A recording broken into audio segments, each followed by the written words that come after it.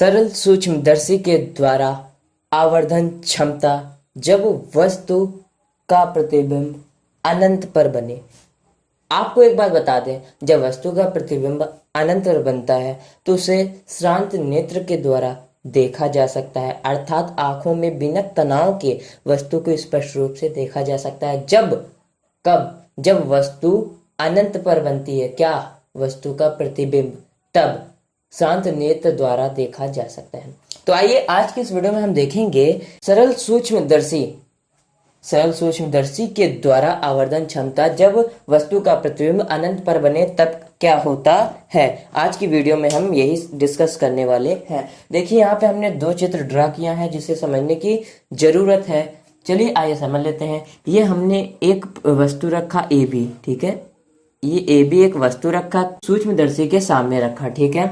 अब देखिए इससे प्रकाश किरणें चलने के पश्चात मुख्य अक्ष के समांतर चली तो प्रथम मुख्य फोकस से होके गुजरेगी, ठीक है।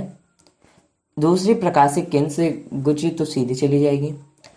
हमने जो वस्तु को रखा है लेंस के द्वितीय फोकस पर रखा है तो जाहिर सी बात है आपने स्थिति पढ़ रखी है कक्षा 10वीं में, 11वीं में तो है नहीं, 10वीं में पढ़ रखी है और 12वीं में पहले ही पढ़ चुका है कि जब वस्तु फोकस पर रखी होती है तो उसका प्रतिबिंब अनंत पर बहुत बड़ा बनता है। तो ठीक है, तो देखिए यहाँ पे वैसा हो भी रहा है। यहाँ पे वस्तु जो रखी है फोकस दूरी पर रखी है, ठीक है।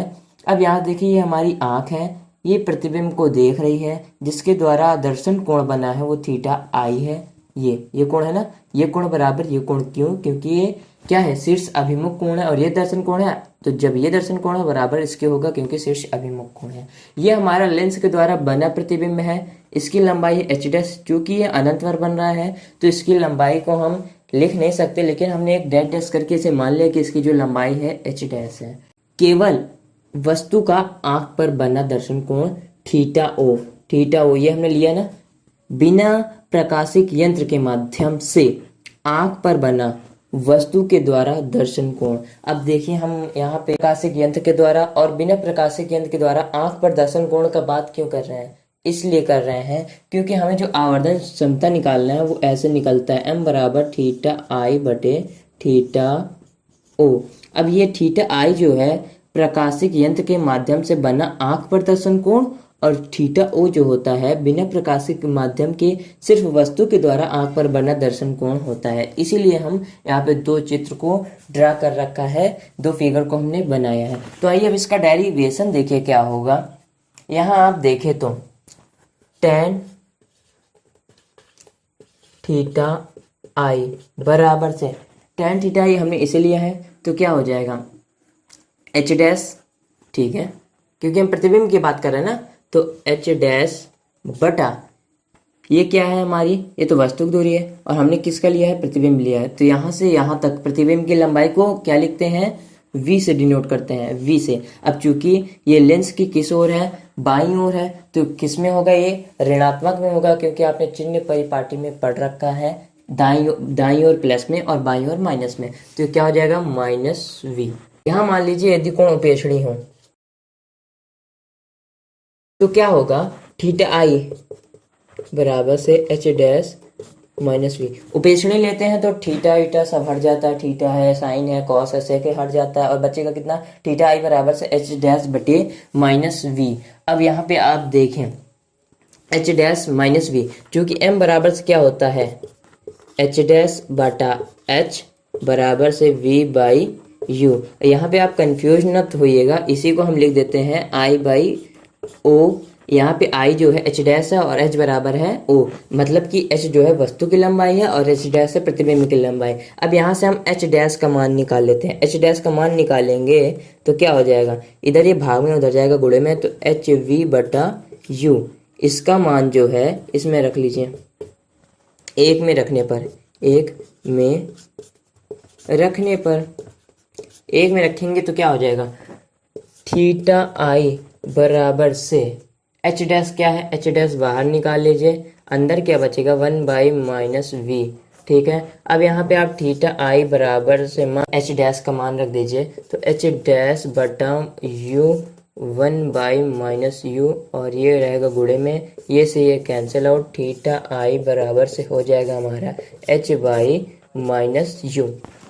ठीक है, जो हमारा थीटा आई निकला है ये निकला h/-u निकला है। ठीक है, अब देखिए बिना प्रकाशिक यंत्र के द्वारा सिर्फ आंख पर बना दर्शन कोण कितना होगा हमारा, देखें तो थीटा ओ tan थीटा ओ बराबर क्या हो जाएगा h/d, अब d हमने यहाँ पे d क्यों लिया, क्योंकि हमें जो दर्शन कोण लेना है बिना प्रकाशिक माध्यम के वो स्पष्ट दृष्टि की न्यूनतम दूरी पे लेना है, ताकि जो वस्तु का प्रतिबिंब है वो एकदम सुस्पष्ट हमारी आंखों पर बने, जिससे उसका दर्शन कोण भी एकदम करेक्ट हो।